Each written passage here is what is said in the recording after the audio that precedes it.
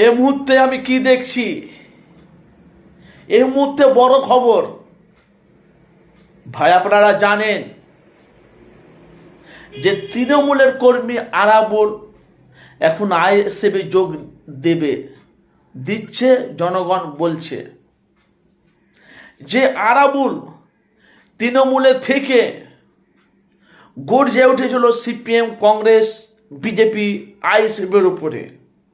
আপনারা জানেন যে আরাবুল কয়েকদিন জেল খেটেছিল, অথচ ফুটেজটা পুরাতন, কিন্তু আপনাদের কাছে আমি আবার নতুন তুলে ধরলাম যে আরাবুল, তার নামে অনেক কেস আছে। তারপর আরাবুলকে জেলে অ্যারেস্ট করেছিল, অথচ তৃণমূলের কর্মী, যিনি একটু তৃণমূলের কর্মী, অথচ মানুষের জন্য অনেক কিছু করেছে। সে আরাবুল এখন আইএসএফে যোগ দিচ্ছে। জনগণ এটাই চাইছে, জনগণ এটাই বলছে। যেহেতু জেলে যখন গিয়েছিল, তৃণমূল কর্মী হয়ে গিয়েছিল, উনি এখন বেরিয়ে এসেছে, এখন জনগণ বলছে, কিছু কিছু মিডিয়া, কিছু কিছু সাংবাদিক বলছে আরাবুল এখন আইএসএফে ঢুকবে।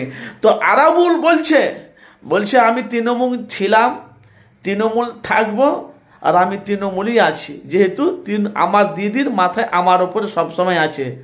কিন্তু জনগণ বলছে আইএসএফে আরাবুল ঢুকবে, আর কোনো রাস্তা নেই। এটা কি সঠিক না কথাটা মিথ্যে? কোনটা? অনেক মানুষ বলছে আরাবুল আইএসএফে ঢুক দিবে। যখন জেল থেকে বেরিয়ে এলো, তখন বলছে আইএসএফে যোগ দিবে কে? আরাবুল আইএসএফে যোগ দিবে, যেহেতু তৃণমূলের কর্মী। আর ইনি বলছে আমার দিদির হাত আমার সবসময় মাথায় আছে, আমি তৃণমূল করি, তৃণমূলই থাকবো, তৃণমূলই আছি। অবশ্যই কমেন্ট বক্সে আমাদের জানাবে, যেহেতু সামনে 2024-এ সিএম ভোট আসছে।